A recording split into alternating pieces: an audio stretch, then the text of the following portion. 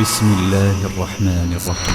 فخلف من بعدهم خلف أضاعوا الصلاة واتبعوا الشهوات فسوف يلقون غيا إلا من تاب وآمن وعمل صالحا فأولئك يدخلون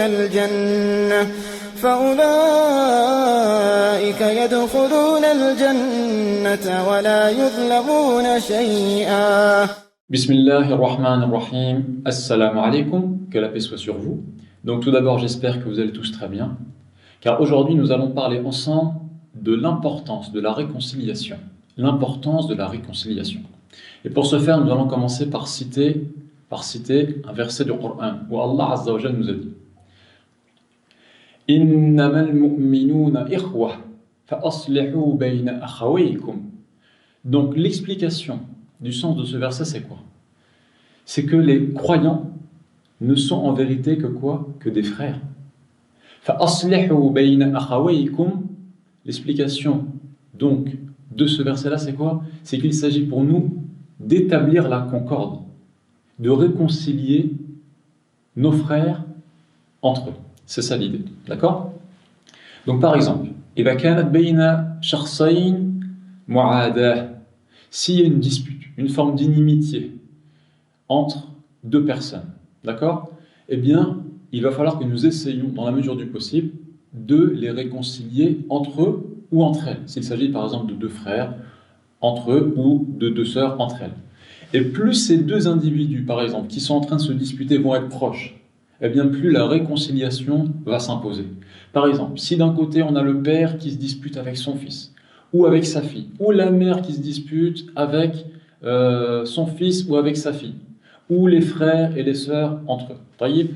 Donc plus les personnes vont être proches entre elles, et ça peut être par exemple, comme on vient de l'expliquer ici, à travers un lien de parenté, et bien plus il va falloir essayer de faire en sorte que ces personnes se réconcilient.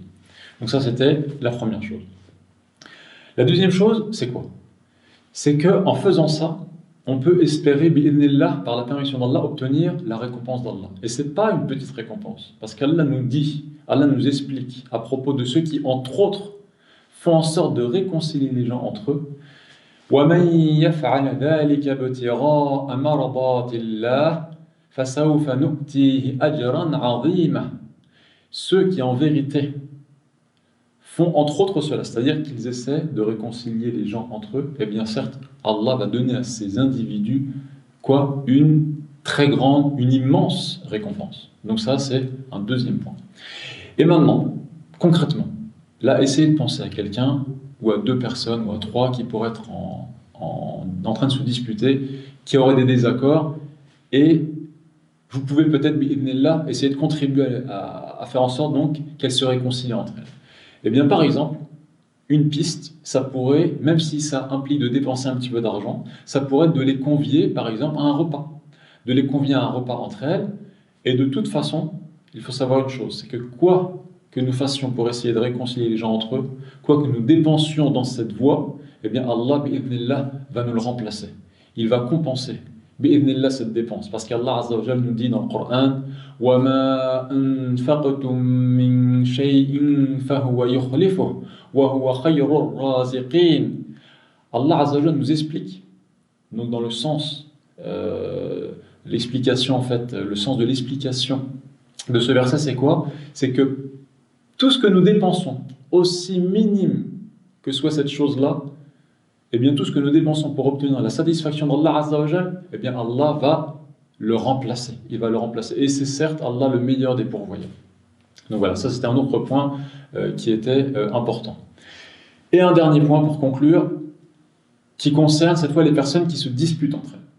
Les personnes dont nous cherchons à obtenir la réconciliation. Eh bien ces personnes-là, il faut essayer de leur expliquer calmement, bi'idhnillah, qu'effectivement il va peut-être falloir faire des compromis un petit peu. Lâcher un petit peu de mou pour que la situation, bi'idhnillah, elle s'améliore. Parce que l'âme, elle est enclin à ne rien lâcher. Allah Azza wa Jalla nous dit dans le Coran, وَأُحْضِرَتِ الْأَنفُسُ الشُّحَّ. Donc ça veut dire quoi? Ça veut dire que l'âme, dans ce qui touche, c'est vrai, aux choses qui sont matérielles, aux biens, aux richesses, etc., L'âme, elle a du mal à laisser, ou plutôt à accomplir ce qu'elle doit accomplir vis-à-vis de ces choses-là. Mais par contre, elle veut tout prendre. Tout ce qui lui est dû, l'âme, elle le prend. D'accord? Eh bien, ça s'applique également dans ce cas-là. L'âme, elle va pas vouloir lâcher quoi que ce soit. Il va falloir vraiment essayer d'expliquer à ces personnes qui se disputent qu'il va falloir lâcher du mou, parce que sinon ça risque d'être difficile, sauf si Allah le veut. Taïb. Donc ça, c'était un autre point important, qui est que l'âme, effectivement, va tout faire pour ne pas céder de terrain. Mais bi'idhnillah, nous allons tous ensemble, Inch'Allah, essayer de nous entraîner dans cela. Et si, de mon côté, je connais des gens, bi'idhnillah, qui sont en train de se disputer, bi'idhnillah, c'est à moi d'essayer d'agir. Et si vous, de votre côté, vous connaissez une personne, ou deux personnes, ou trois, etc., qui sont en dispute avec d'autres individus, eh bien qu'on essaye, Inch'Allah, tous ensemble, bi'idhnillah. Et par la permission d'Allah, nous allons pouvoir contribuer à améliorer l'état général de la ummah, de la communauté. هذا والله أعلم وصلى الله على نبينا محمد